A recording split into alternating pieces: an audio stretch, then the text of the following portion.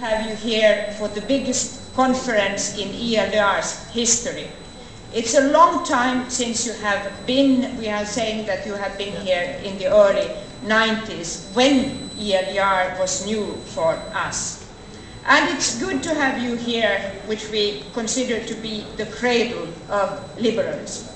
Yes, you heard the cradle of liberalism. As my good friend and newly elected Vice President Graham Watson well knows from our common past, the Anders Chydenius lived in Ostrobothnia, and he came up with liberal ideas some years before Adam Smith. Chydenius, who wrote on economic liberalism, but also on freedom of speech and the principle of transparency.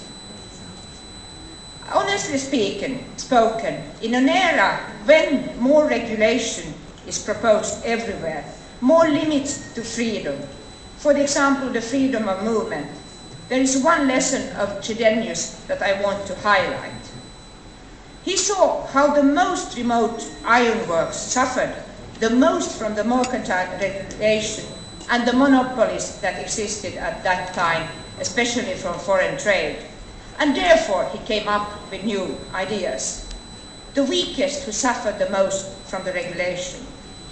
When we consider new rules and regulation, we must keep this in mind.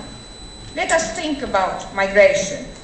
If we only make barriers higher around Europe and do not try to give legal opportunities for migration, the ones that are going to win are only the traders in human beings, the traffickers. There must be possibilities as well. Dear liberal friends,